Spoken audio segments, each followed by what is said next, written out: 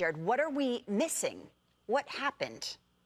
I don't know that we're missing much. It feels like what's on the surface is exactly how this thing played out. Rafael Devers showed up in spring training, and I think he was a little bit blindsided by the Bregman situation. I feel awful for Bregman in this situation as well. How's that possible, Jarred? How's he getting blindsided when the whole world knew they were either going to get Arenado, somebody was coming? Because they kept saying Bregman's going to play second base, and they kept saying that, this is the guy that we have. Don't worry about it. You're still our third baseman. And then he shows up, and it's Bregman's not taking any ground balls at second base. And it's like, well, wait a second. That's a little bit odd. And then they ask him to move to DH. So this was kind of doomed from the get-go. But I guess the sentiment that we need to acknowledge now is that it feels like from the Red Sox side, they're giving this move the thumbs up. I thought that the room was going to be furious and how could you take this guy out of the lineup? I'm not sure that it's playing out that way right now. Do you think, honestly, as you sit here today, because I was on a plane last night, I'm short term, I hate it for the Red Sox. Long term, I like it for the Red Sox. Do you think they're still a potential wild card team as currently constructed, if they address the bullpen a little bit at the deadline? Yes and no. I mean, as currently constructed today on June 16th, no, I don't think so. You lose Rafi.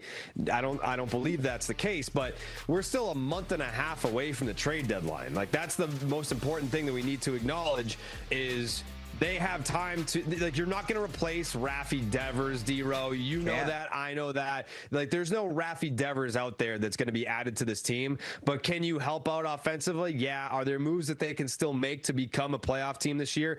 I do believe that that's true.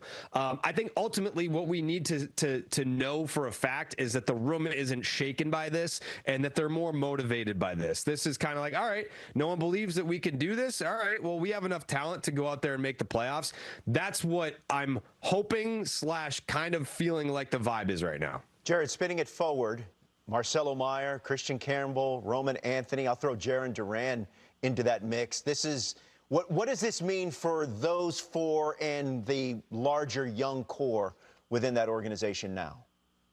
Yeah, so I'm glad that you threw Duran in that group because as much as I love Rafael Devers, there's a large difference between the face of the franchise and the leader of the team. He was not a leader, I get that he was disgruntled and that he felt disrespected when he got moved to DH and then you ask him to play first and then they're too afraid to even ask him to play third when Breggy went down. But if this is kind of the pecking order now where Duran is the guy, I don't know if you saw a few days ago, but they moved Roman Anthony's locker in between Bregman and Duran.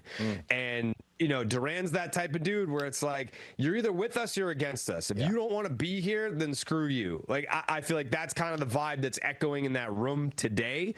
If you didn't want to be here, we battled all the way back to get to a playoff spot. And if you're not down for the cause, then see you later. I don't care how many home runs you hit, how many doubles you hit, how many runs you drive in. So that's kind of where it feels like the messaging is if you don't want to be here, then see you later. Oh, go ahead. I was just going to say, do you have any idea what Devers thought?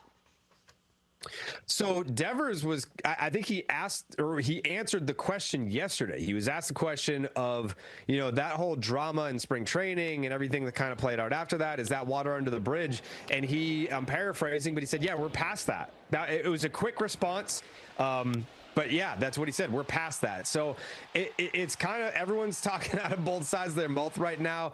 The idea that Devers wouldn't want to be there, but also publicly saying that we're kind of past that. But it's too late now. I thought that this would have been a salvageable relationship, especially because of, the relationship that Rafi has with Alex Cora, that he would have been able to mend the fences between player and front office, but it just did not play out that way. And I was very, very surprised.